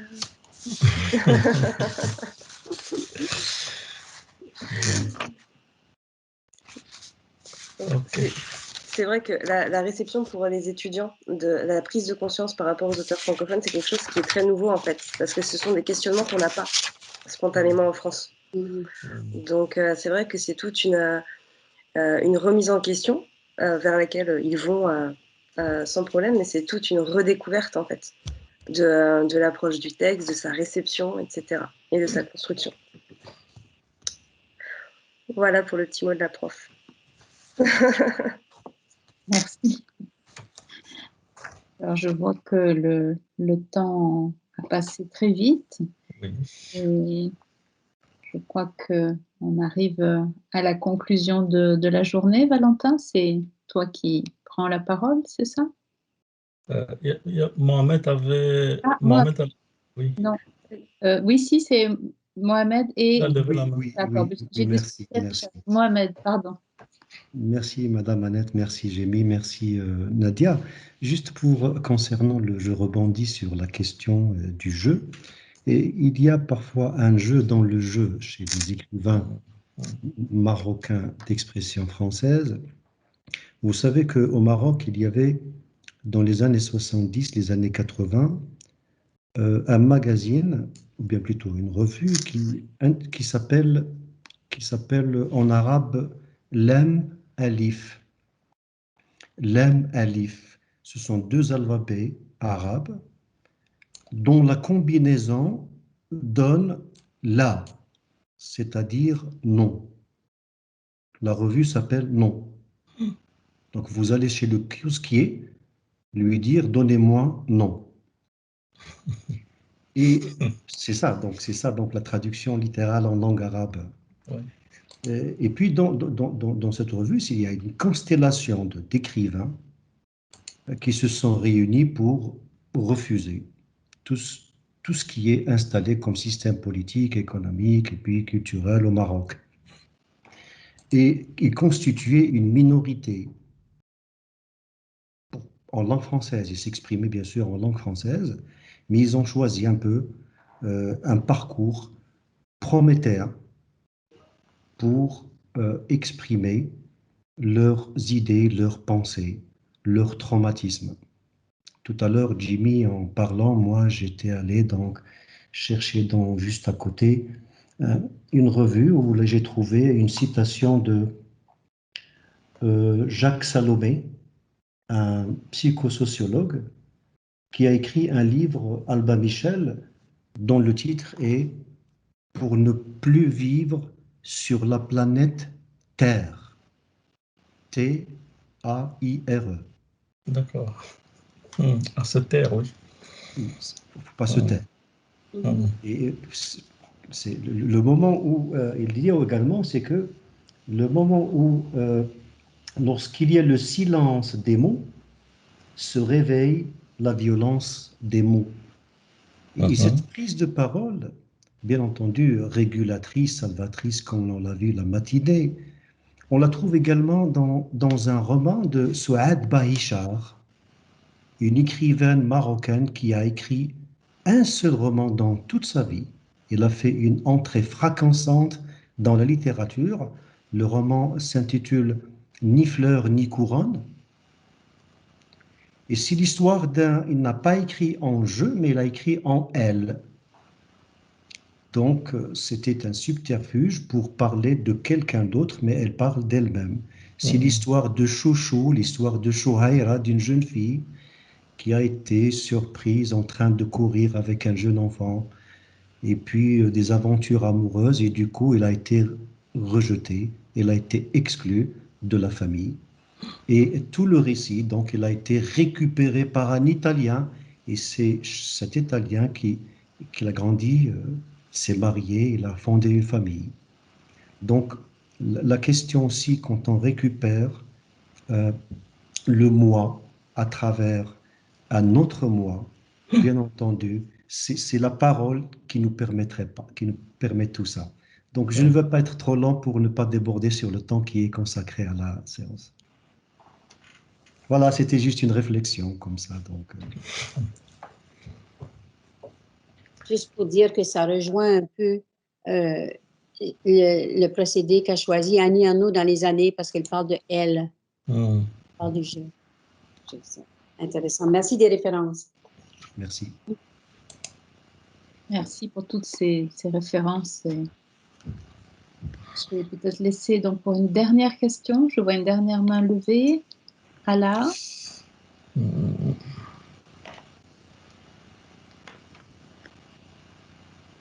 Bonjour. Oui, bonjour. Bonjour, vous m'entendez? Oui. Oui. Oui. Excusez-moi. Ah, c'est clair. Bonjour, je vous remercie tout le monde pour vos prestations. Je me présente, je m'appelle Aoutamam Ala, doctorant à l'Université Hassan Ier Setat. Donc, ma question s'adresse à Madame professeure Myriam Suchet. Myriam Suchet. C'est ce qu'elle m'entend. Oui, oui, Ah oui. absolument. Je vous entends, je suis toujours là. Vous avez parlé de Khatibi, par exemple. Prenons l'exemple du livre du son.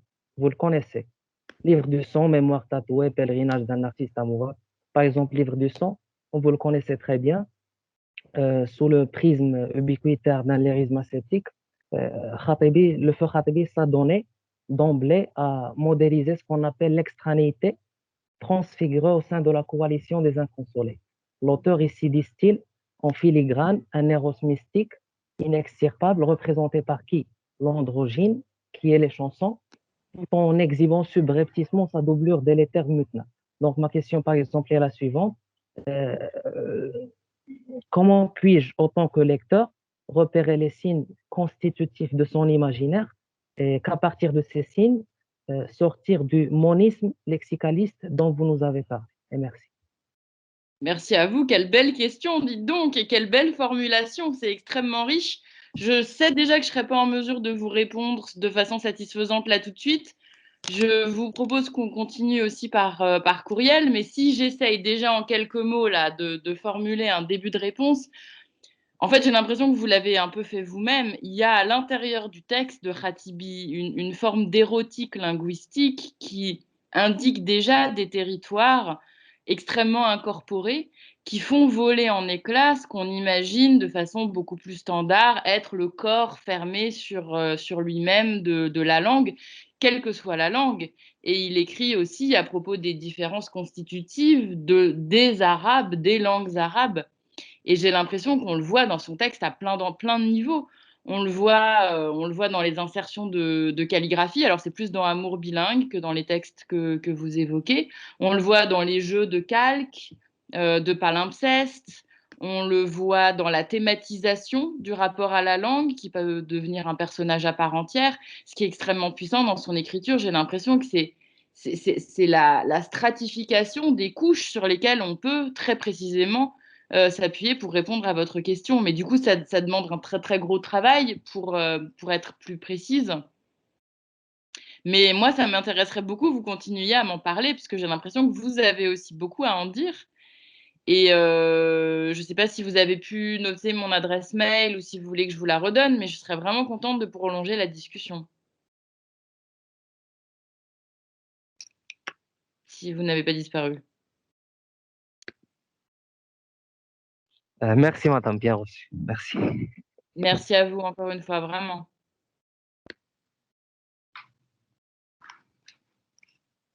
Alors, merci. C'est intéressant aussi de voir que les échanges vont se poursuivre au-delà de cette simple journée.